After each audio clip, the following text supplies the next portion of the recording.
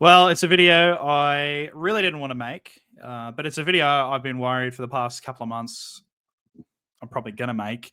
And well, here we are.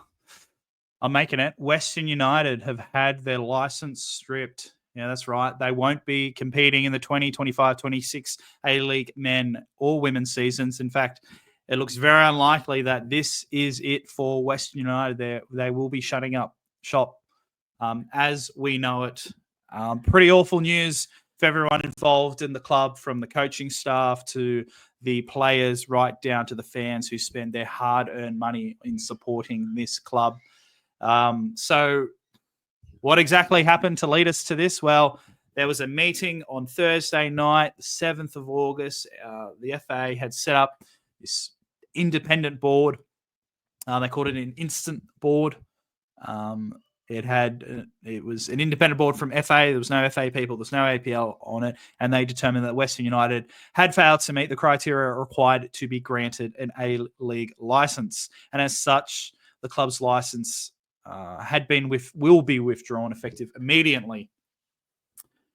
An FA spokesman said this outcome, while regrettable, reflects FA's ongoing commitment to upholding the integrity, stability, and fairness of competitions for all clubs, players, and stakeholders. Obviously, this is the first of its kind. A club has been stripped of its license like this, and it makes me wonder, a couple of years ago, if something like this was set up for someone like Newcastle Jets, would they have met the same fate?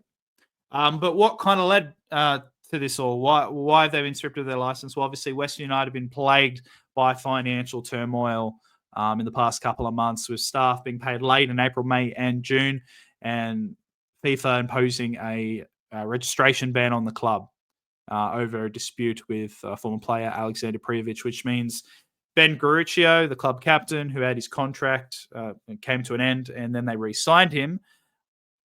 He wasn't able to play in a recent Australia Cup game. Neither was Jayden Kurcharski, who had also recently joined from Sydney FC.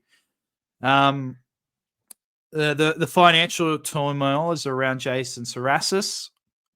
I do apologize about the pronunciation. It looks like a Greek name. I'm not Greek, so my pronunciation probably sucks. So please don't at me at the comments.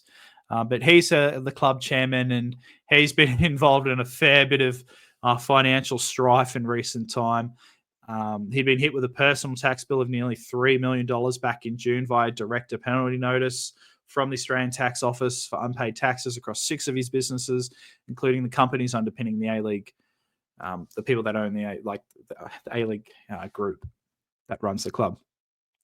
Last week, it's also been reported that Western United lost $11 million in the 23-24 financial year, with their liabilities exceeding assets by more than $55 million, following a deficit of more than $12 million for the preceding period. That is some serious money the club's churning through. So there's obviously an appeal process. The club has 7 days to appeal the decision. The club had been hoping to get some funds into the club via American investors KAM Sports, but the process has dragged on for some time now. I think Western United announced this kind of move months ago. It might have been back in May. They said this mob was going to come in and put some cash into the club, but we haven't heard anything from them. But Western United put out a statement. Obviously, they're bitterly disappointed by the decision, and they will, like I said, lodge an appeal, quoting, "With faith of a positive outcome as the sale of the club and injection of capital from KAM Melbourne continues to progress." A week's a long time in football, but this money hasn't come in yet. It's been months. I don't know how it's going to come in the next week. And obviously, this club's tried to purchase clubs in Europe before, and there seems to be a lot of shadiness around this club. So it really, really doesn't look good for Western United. In fact, I think they're all but out. Obviously, the appeal process has got to go through. They've got to do their time and due diligence there. And obviously means the A-League will be reduced to 12 teams in the men and 11 in the women. Unfortunately, I don't think there's enough time like back when Gold Coast United got booted out of the comp because Clive Palmer and the Western Sydney Wanderers were able to turn around and 4 or 5 months. You mean the season's going to be starting in a couple of months' time. There's no way we're going to get a new team into the competition. Personally, my thoughts on it, I think this really ruins a lot of reputation within the A-League.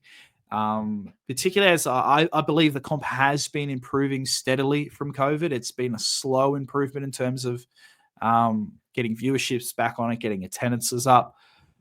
I guess attendances will go up when Western United's now been removed, having the lowest attendance for so long now. But it kind of ruins any goodwill. I mean, you want investors coming into this competition. You see this club going balls up, money being burnt. It's not a good look. I've never been a fan of Western United and MacArthur getting those expansion spots back in 2018. I've done videos on it in the past, but I've never been, the thought of wanting to have them booted from the competition altogether. I mean, as small as their supporter base is, they've got supporters, and to see what they're going through right now, it's awful. I don't know what happens if the Wanderers, if they ever fold. I don't know what I would do. People have invested hard-earned money in merchandise and driving to away games, flying to away games. They've invested their hard-earned cash on this club, and to see what happened, it just, I really feel for the fans. I feel for them the most, above everyone. It's tough, and I feel for John Aloisi. He and the players as well. All this was going on in the background, and they just went about their business last season. They were super professional. They made the finals. They were playing some great football. They were one of the biggest improvers in the comp. They've got some great young talent there at the club, and it's going to be open season there. If all those players don't have a club, there's going to be some great talent that other clubs will be hoping to snap up. But yeah, it's just awful time for Western United fans and staff and players, everyone involved.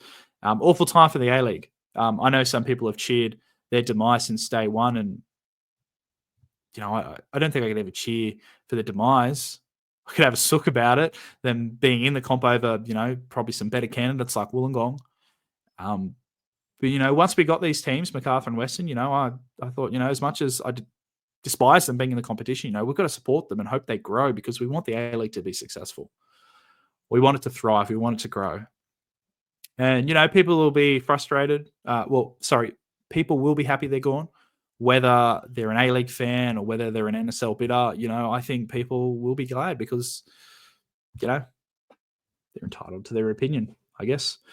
And, I think there's, on top of them, being this team that probably took a spot away from a more creditable position, their spot was basically influenced by Foxtel. And then a year later, Foxtel gave the A-League a flick. Not only that, Western United promised to build a 15,000-seater stadium, totally funded by them, within their first season. And we've played 6 seasons now with Western United, and they've only just moved into a season before into their training ground. I mean, it was probably a bit bold, probably a bit arrogant for the original people in the bid to make those promises. It was a wrong thing to do, but, they said it, and, no one was ever going to forget that.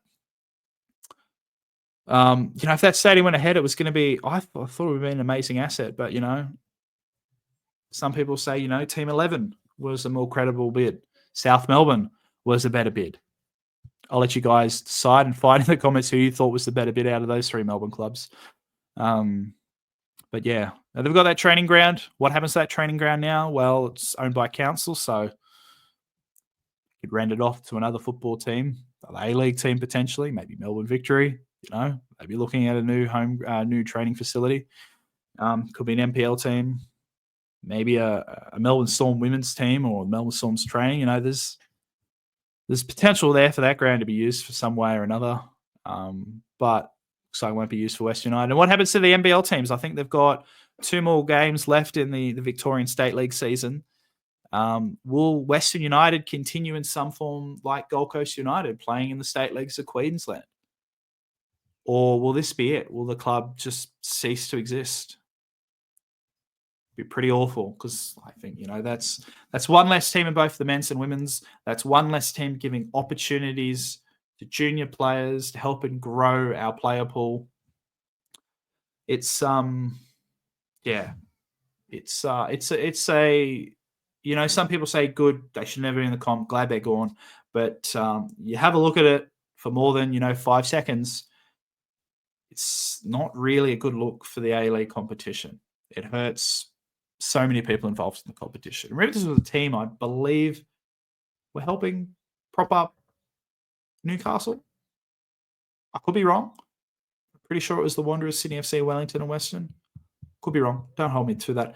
But anyway, I think the big takeaway from this is I just really feel for the fans. It's just gut-wrenching for them. And, I wish them all the best. And, my team, the Wanderers, don't think about it, because if you want some joy after all this, you're not going to find much there. But anyway, if you've been with us for this long and you've listened to me have a bit of a rant for over 10 minutes now, like the video, subscribe to the channel. It'd be great. Some great support there. And I think I'll be looking at doing a big bit of a deeper dive video into this, just to look at what's going on. I think it'd be good to do an explainer video about what led to the demise of Western. Pardon me. I think it'd be good to do a video looking at what led to the demise of Western United. So keep an eye out for that video. I think in a couple of weeks' time, I'd like to get that out. But anyway, until then, I'll see you in the next video.